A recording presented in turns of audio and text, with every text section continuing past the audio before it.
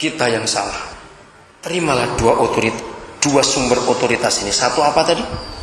Segala, jangan lupa, harus katakan segala firman yang telah engkau sampaikan kepadaku, aku telah sampaikan kepada mereka.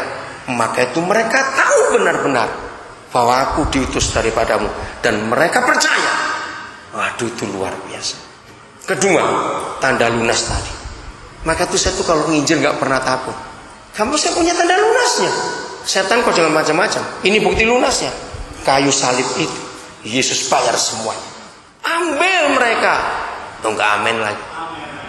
Pengusaha-pengusaha yang punya banyak karyawan anak buah, imani itu. Ambil mereka. Bukan dibawa ke gereja, tidak. Artinya setan kalau lepaskan orang ini, dia milik Tuhan, sudah dibayar lunas.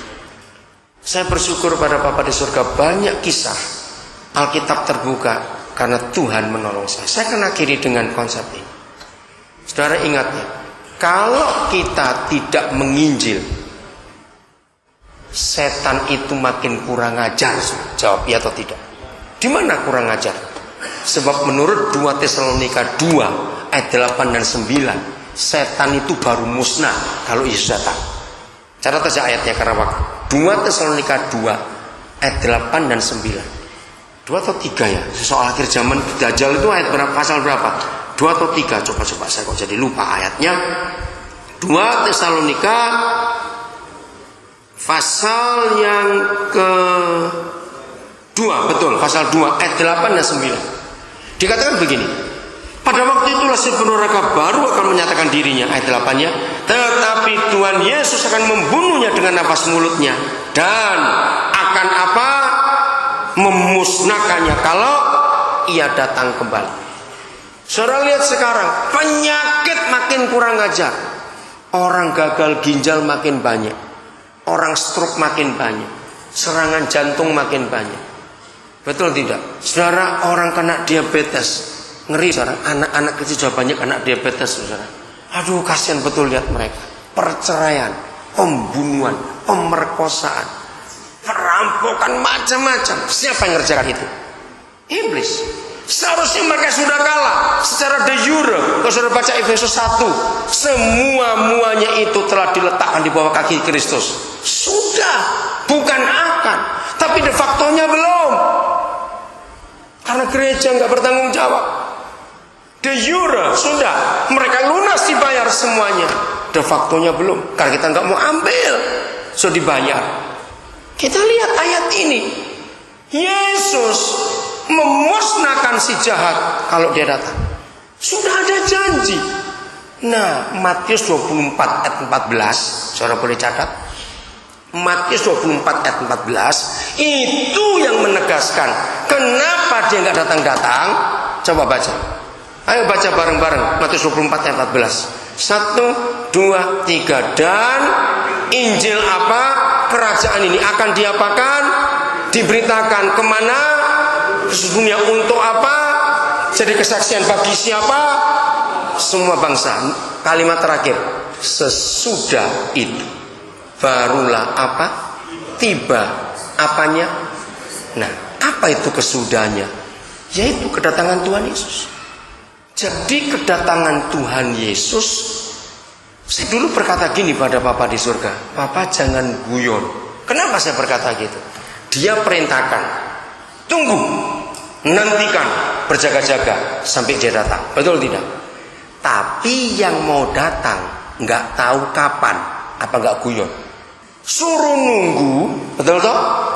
Tapi yang ditunggu nggak tahu. Loh, kan lucu. Saya bilang, Papa nggak mungkin dong nunggu beginian. Masa Yesus nggak tahu? Dengar jawaban Papa di surga. Dia nggak tahu kapan datang. Sebab kedatangannya tergantung kamu. Kaget saya. Maka itu kenapa saya beda dengan banyak pendeta lain di Indonesia ini dalam cara saya melayani. Gara-gara pewahyuan ayat-ayat yang seperti itu. Aku nggak akan datang. Kalau apa? Itu Matius 24:14. Loh, ayo. Sesudah itu, sesudah apa? Aduh, susah benar. Saya lihat kembali ayatnya. Sesudah apa? Injil kerajaan diberitakan. Siapa yang beritakan? Nah, jangan tunggu malaikat.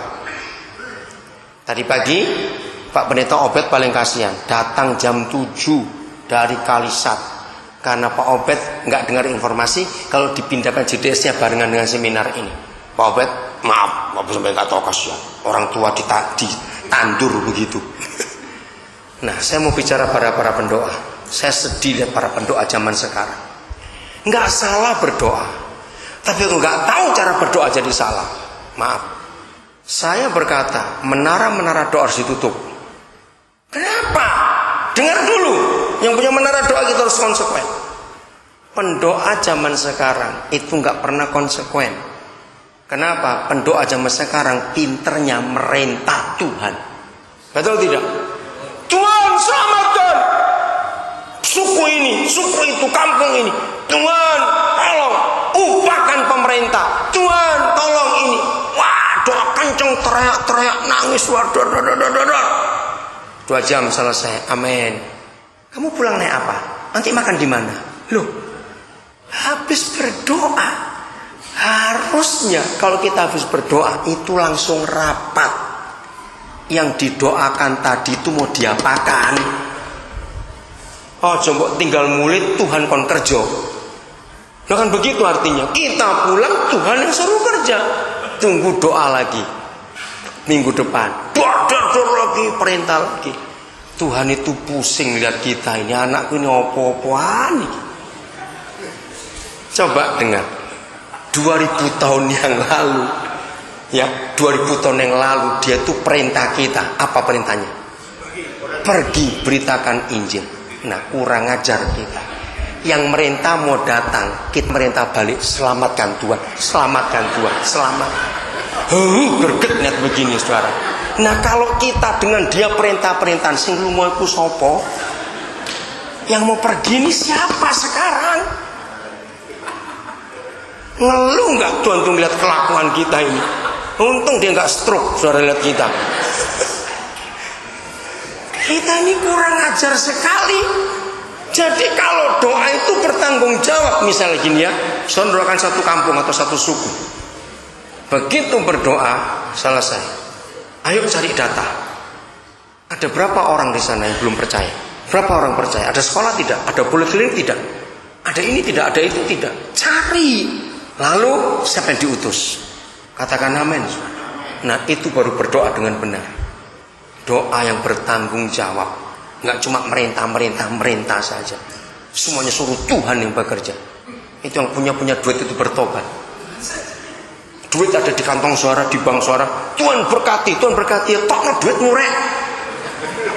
Maka itu saya paling nggak suka kalau kita hanya tiap doa makan ingat janda yatim piatu.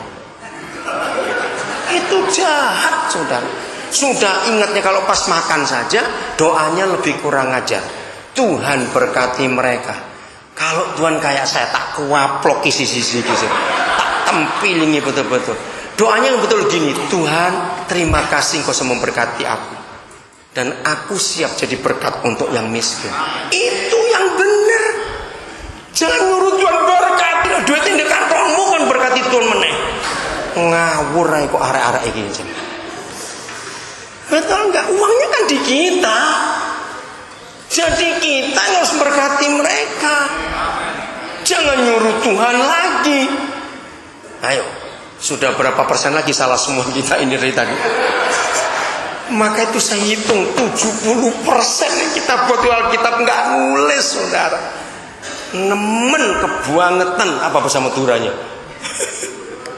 Bayangkan saudara, kita ini melihat Alkitab itu bagaimana. Ayat kedua, bahwa Yesus nggak bisa datang kalau tanpa kita. 2 Petrus pasal 3 ayat 10 dan 11 ditulis begini. Kita bukan cuma orang-orang yang menantikan Yesus datang, tapi apa? Mempercepat dia datang. Garis bawahi kata itu. Mari kita uraikan. Kalau kita 2 Petrus 3 10 dan 11, kalau kita adalah gereja yang bisa mempercepat dia datang, berarti kita bisa memperlambat dia datang. Dan ternyata yang kita buat yang memperlambat, kita tidak mempercepat. Betul? Apanya yang kita perlambat? Ayo ngaku sekarang.